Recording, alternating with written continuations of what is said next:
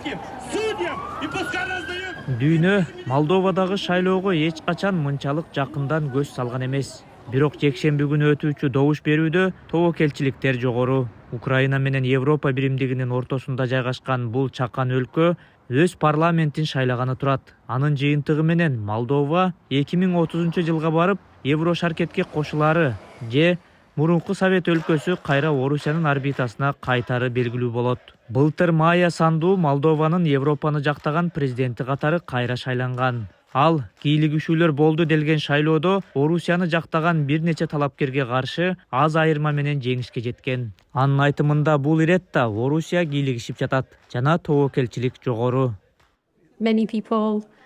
Көптөгөн адамдар мени Молдованы Евробиримдикке мүчө болушу үчүн катуу иштеп жаткан адам катары көрүшөт. Мага чабуул жасашканы бул Евробиримдикке, анын баалуулуктарына чабуул жасоо менен барабар. Тилекке каршы бул чоң зыян алып келиши мүмкүн. Орусия жалган, дезинформациялык жана пропагандалык маанайдагы маалыматтарды жаратуу жана аны андан ары таратуу үчүн адамдарды ишке алып жатат. Бул кампаниянын жүрүшүндө BBC жашыруун иш алып барып, ошол жалган маалыматтар кандай таратыларына күбө болду. Биз Telegram каналга жашыруун кошулдук жана текшерүүдөн өткөн соң ондогон жаңы мүчөлөр менен бирге кантип шайлоого адистешкен, акы алган инфлюенсер болуу тууралуу онлайн лекцияга катыштык. Курсту аяктагандан кийин иш тууралуу сунуш түштү. Баш кала Кишиневдин көчөлөрүндө каттоосуз жана мыйзамсыз сурамжылоо жүргүзүү тууралуу көрсөтмө алдык. Жооптуу адамдын үнү телефондон угулууда жана ал орусча сүйлөп жатат. Бул ошондой эле карапайым адамдар салттуу үй-бүлөнү колдоо жана ЛГБТга каршы болуу сыяктуу кадимки баалуулуктарды жактаган өнөктүк.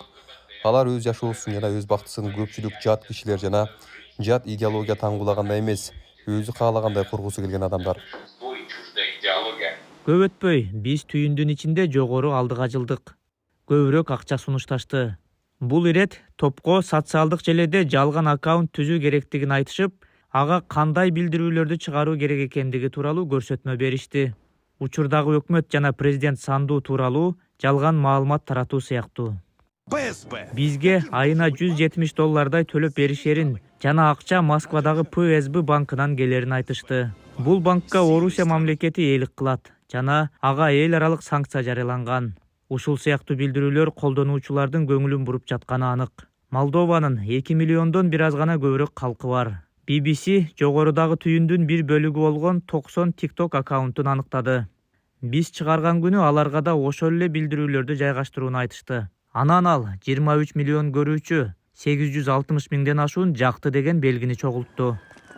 Орусия бул өнөктүккө кийлигишкенин четке кагып жатканы менен Молдованын чалгын кызматы апта соңунда өтчү шайлоонун жыйынтыгына таасир этүү үчүн Москва рекорддук суммада акча которуп жатканын айтат. Анын жыйынтыгы чыгыш менен батыштын ортосундагы кеңири масштабтагы тиреште кезектеги дагы бир каршылашуунун келечегин аныктайт.